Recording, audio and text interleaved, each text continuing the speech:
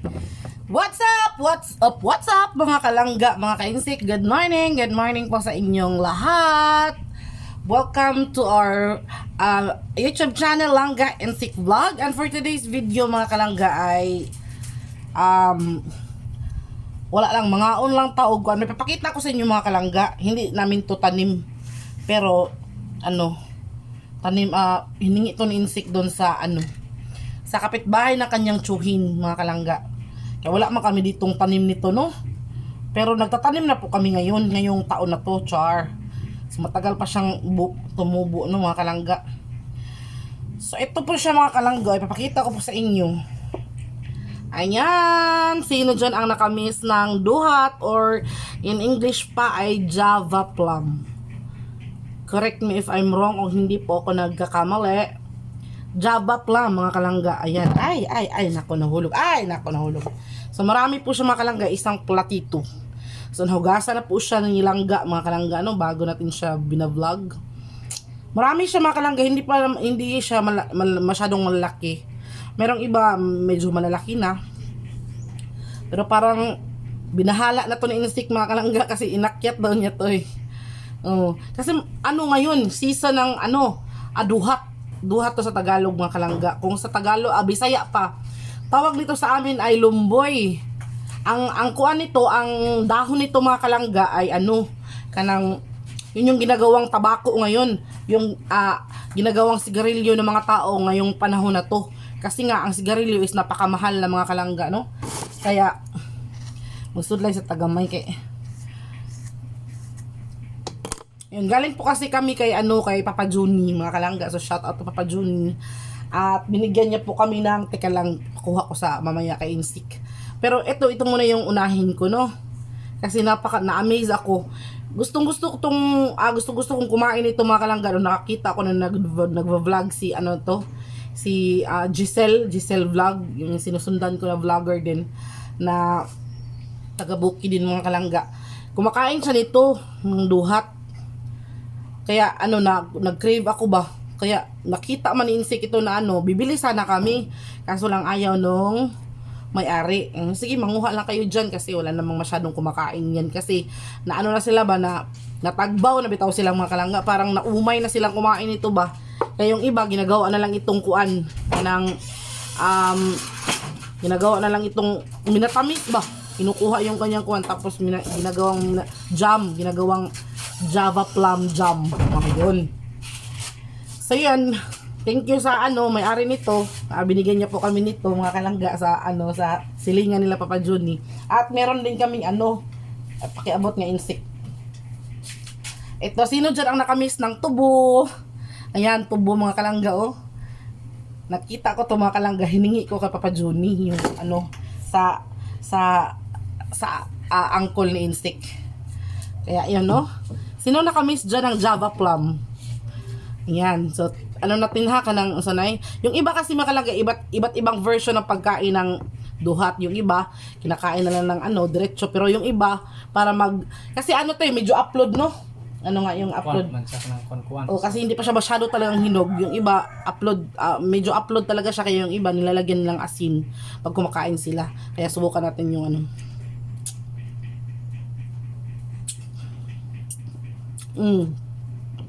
hindi pa siya hinog talaga. Pero matamis na siya. Gusto ko ganitong mga kalangga, ganitong texture. Yung hindi pa siya masyadong hinog ba. Kung hinog na siya, parang wala ng lasa ba. Parang na lang. Wala ng challenge ba. Okay, Insik. Lucky. Pakita mo yung mukha mo. Sabi sa kuha. Tamis naman talaga yan. Kuha. Hirap talaga mag-vlog, no? Kasi matagak ba? So, po mga kalangga, yun, ilang tulog na lang, no? Makauwi na tayo sa Bohol. Pero, dalawang kasi mga kalangga, yung isi-celebrate natin. Una, yung pag-uwi natin ng Bohol. At yung pangalawa is, this month po ay birth month ko mga kalangga. So, mag-birthday si Langga ng June 30, no? Kasi, yung mga panahon na tayo inilabas ng ating nanay sa mundo. Pero yung pag-uwi ko sa Bohol mga kalangga, bale yun na yung iniisip ko na pang-birthday ni God sa akin. Basta makauwi lang ako sa amin. So solve na ako. Kain tayo no. Duhat.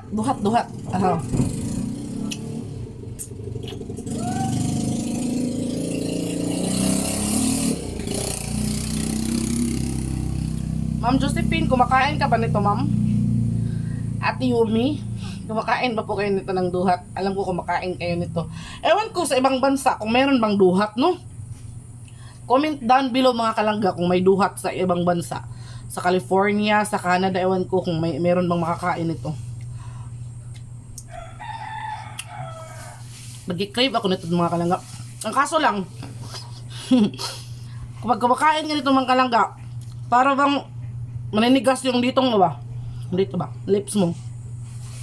Kasi sa upload siguro.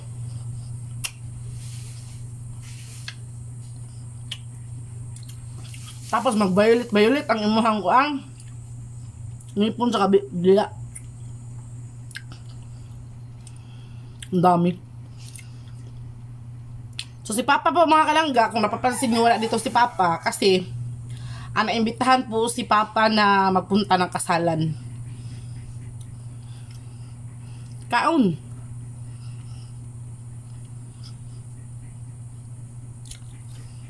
Alam nyo mga kalangga, ito kwento ko lang. Kasi doon sa amin sa Bohol, yung aming produkto kasi doon na isda. Tapos yung ginagawa ng mama ko, pag may mga maliliit na isda na hindi nabibili, inaasinan niya yun. Nilalagay niya doon sa balde o yung nagaya ng biskwit bitaw.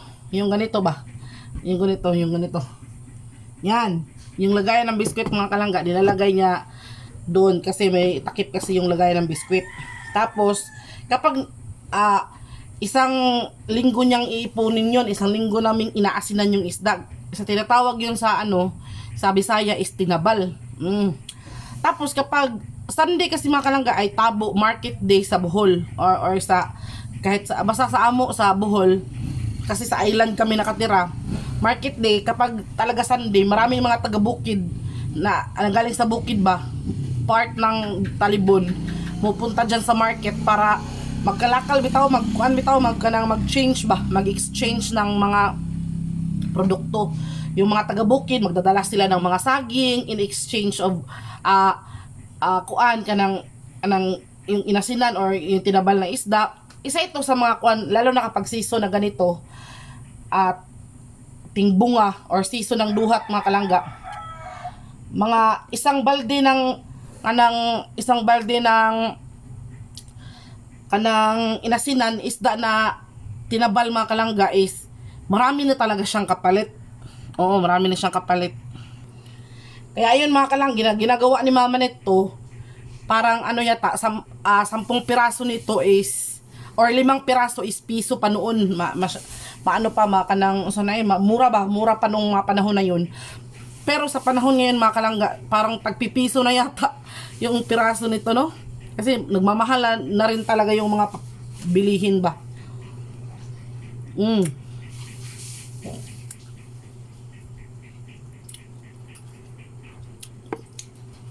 Kumakain ako noon mga kalangga ng ganito, parang dunganon ako ba or kanang pagsabay-sabayin yung tatlo. Yan ha.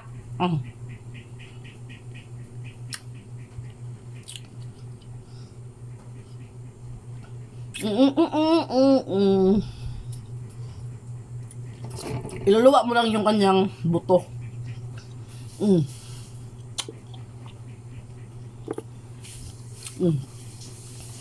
Di ba?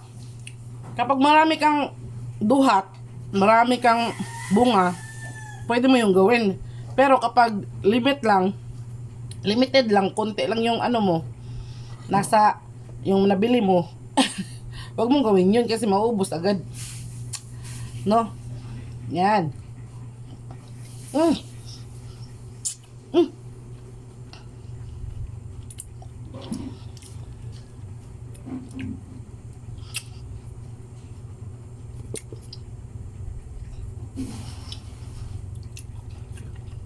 alam niyo mga kalangga, parang, ewan ko ba, sobrang excited ko na po talagang umuwi. So sana no, hopefully, balak po sana ni Inday Lucy na sumama. Kapag may kasamang iba si Papa dito sa bukid mga kalangga, makakasama siya. Pero kapag wala talaga, no choice, baka next year na lang siya makasama. Kasi ano kanang kalit-kalit ba? Biglaan kasi yung sabi niya nasasama siya. Kaya hindi kami nakapaghanda ng tao na pwede nating isama kay Papa no dito, kasi mahirap din pong mag-isa si Papa dito mga kalangga, kawawa naman. Tapos wala siyang kasama.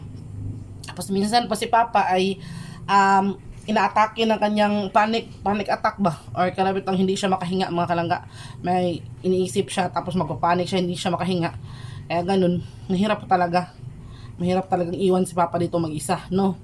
Kaya yun, sabi namin kakausapin namin si Levi, yung kuya nila. Ang kaso lang po is Levi is napaka-busy din talaga niya. Kasi siya lang yung natitira dun sa nag-violet na yung aking dila. Siya lang din yung natitira dun sa sa resort ba na pinagtatrabahuan niya. Kaya mahirap talagang pilitin no. Kaya ayun, sinabi ko kay Inday Lucy na baka next time maghanda tayo, mag-prepare tayo ng maiiwan dito para makasama din si Papa no. Kasi matagal nang hinihintay ng mga parents ko, ng mga pamilya ko sina Papa na pumunta doon.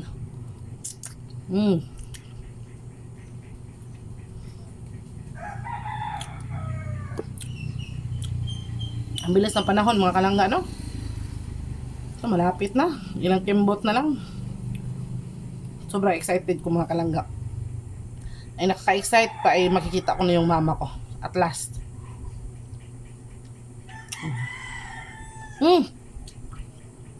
Kain tayo. Ay, kumuha kayo. Madami naman yan, hindi naman yan mauubos. Tapos maya excited din ako dun sa sa tubo. Marami na ring, tubo is good for the heart mga kalangga, and good for the body.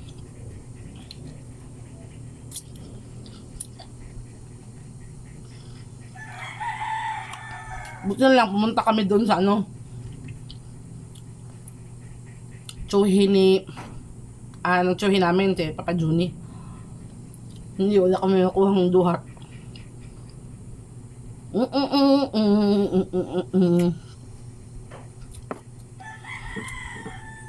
Kain po tayo. Kain tayo, Ma'am Josephine, Ma'am Maribel. Kain tayo, Ma'am Popoy Rufino. Ma'am Popoy Rufino, hello to Ma'am Angie Cons. Kain po tayo nito, Ma'am, pampalakas ng katawan. Palakas ng ngipin.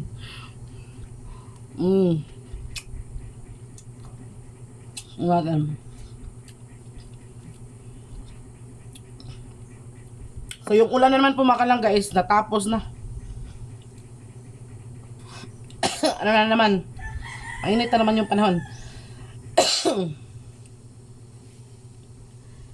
Teka lang po. Shout out to, magsa-shout out tayo mga kalangga ha. Shout out to Ma'am Susan Tagayon. Ma'am Susan Tagayon. Shout out. Shout out po sa iyo, ma'am. Thank you po for always watching our vlog.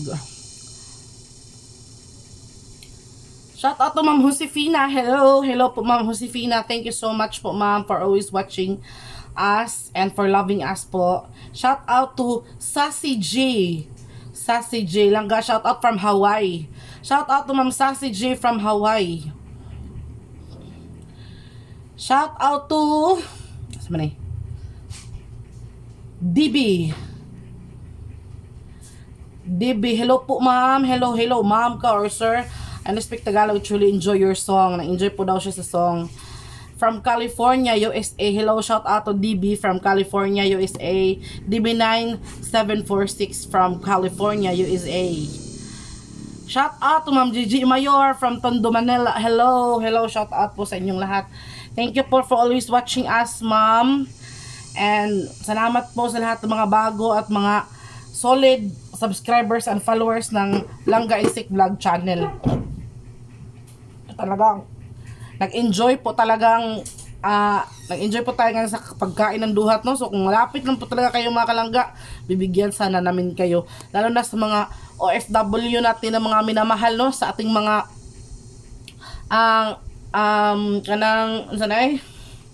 sa ating mga hero na OFW. Para sa akin po, OFW is a hero po. Mga hero po talaga sila, mga bayani ng Pilipinas. Kasi po, handa silang makipagsapalaran sa malayo, sa lugar na hindi nila alam, wala ang kakilala, para lang po sa kanilang mga family. Kaya salute po, alam ko namimiss nyo itong duhat, lalo na sa mga taga-bukid o sa mga sanay kumain ito. Kaya kung malapit lang po sana talaga kayo mga mga sir, bibigyan ko sana kadyo. Ang problema, malayo kayo, kaya ikakain ko na lang po at isipin nyo lang po na kayo yung kumain. So ito po, kain po tayo. Insik, tulungan mo kayo Insik, kumain Insik.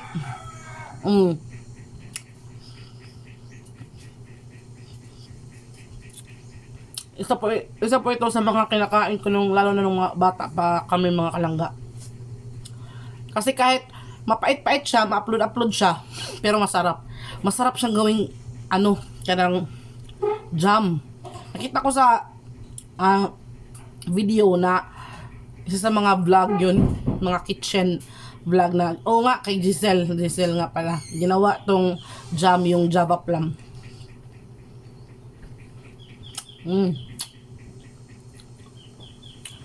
Parang kung kumain ka nito, mahalin tulad mo sa mahalin tulad mo yung tumitigas na yung dito mo. Kasi kasi na yan, ay tagok na lang, no?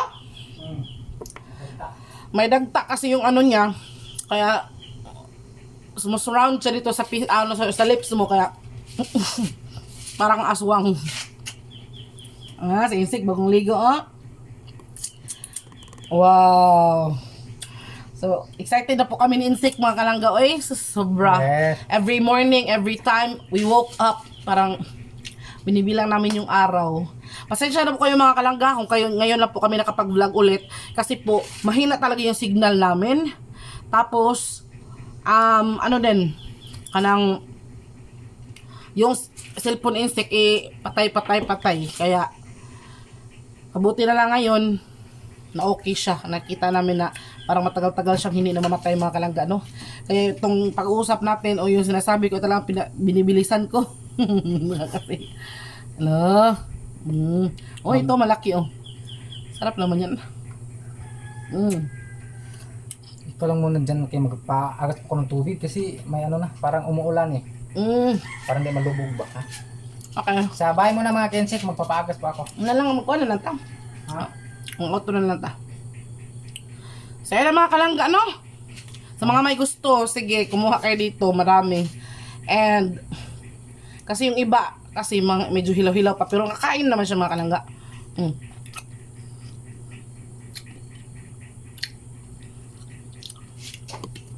Pagas ka? Yun nga, hindi ko natapos mga kalangga. Ito pagkain ng duhat, lalo na kapag hindi pa masyadong hinog, ay para din itong buhay natin. Mapait man siya, may taste of pait man siya, pero masarap. Diba? Ganyan din ang buhay. Kahit mapait, mapakla, meron tayong mga pinagdadaanan sa buhay na hindi man natin gusto. At the end of the day, masarap pa rin yung buhay. Masarap mabuhay mga kalangga. Kaya, yun nga yung laging sinasabi ko. Instead of i-waste mo yung buhay mo sa pag-iisip ng mga negative, just mag-pray na lang nga sana wag mangyari yung mga kinatatakutan. And ayun, kung meron tayong pagdadaanan, malalampasan natin mga kalangga na sama-sama. Kaya murag hugot naman kayo taan niyo. Hugot na lang itaan yung mga kalangga. So, greet me on my birthday na lang mga kalangga. So happy birthday to me. Sa mga nagtatanong po, ilang taon na, 33 years old na po ako mga kalangga. Double 3. Lapas na sa kalendaryo mga kalangga, no? Pero, okay lang.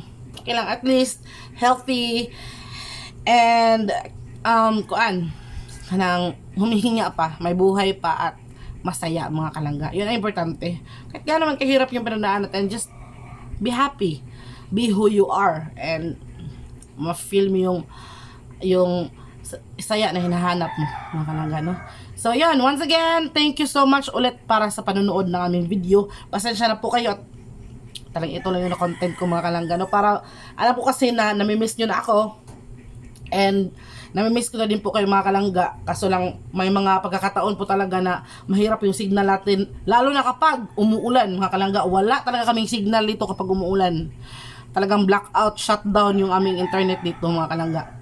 So sa mga gusto magpa-shoutout dyan, mag-comment lang kayo, and just spread the love, not hate. And kapag nakauwi na kami ng Bohol, itutour po namin kayo sa lugar kung saan ako lumaki. So, saan ako pinanganak at saan ako natutong mamuhay. So, ayun, thank you so much, no? Masaya ako kasi sama ko si Insik na bisitahin yung mama ko. Ito yan lang tayo yung talagang nakapagpapasaya sa akin. Lalo na ngayon na maisip ko na makikita ko one of this day yung mama ko. And mayakap ko siya, mga kapatid ko, mga pamangkin ko, lahat ng mga friend ko doon. So, see you. So, thank you so much ulit for watching mga kalangga, and sana nabusog kayo sa pagkain ko ng duhat. O, daghan pa kaayo, uy, pagkuha mo ba? Pagkuha mo, paghakop. So, thank you. See you in our next vlog. Bye-bye. Mwah, mwah, chup chup.